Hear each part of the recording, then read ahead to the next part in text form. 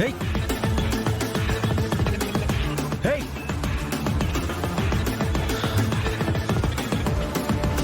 ఛా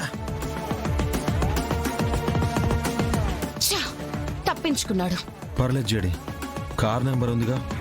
వచ్చింది ఎవరో, మర్డర్ స్పాట్ దగ్గర ఏం చేస్తున్నాడో మనం కనుక్కోవాలి.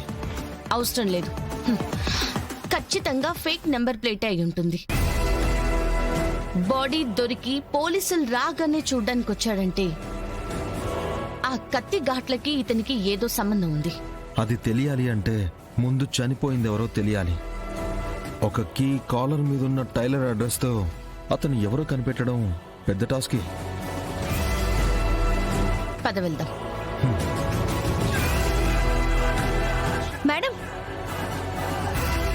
మేడం, బాడీకి 300 మీటర్స్ దూరంలో ఈ కర్ర సంచి దొరికింది మేడం. ఈ బ్యాగ్ లో అనంతపూర్ బస్ టికెట్ కూడా ఉంది.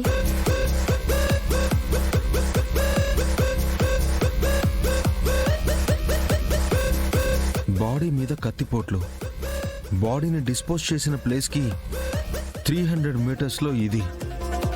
ఈ రెండింటికి లింక్ ఉందంటావా జేడి? ఉండే ఛాన్స్ ఉంది.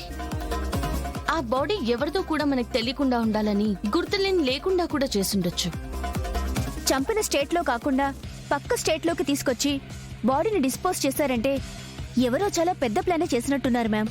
లేదు రమ్య, అక్కడ చంపి ఇంత దూరం బాడీని తీసుకొచ్చే రిస్క్ మాత్రం ఎవరు చేయరు.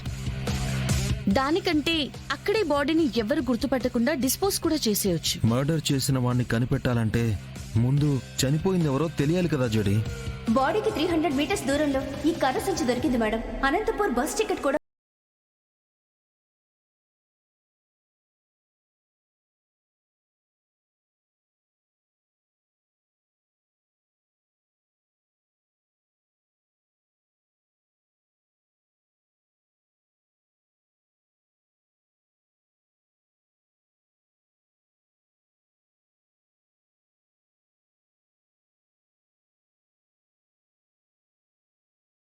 చేయండి. Okay sir. Okay sir.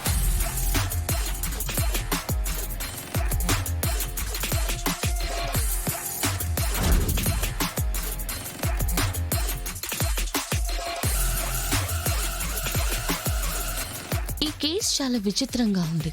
మన సర్వీస్ లో ఇంత వింత కేసు మనం ఎప్పుడూ చూడలేదు.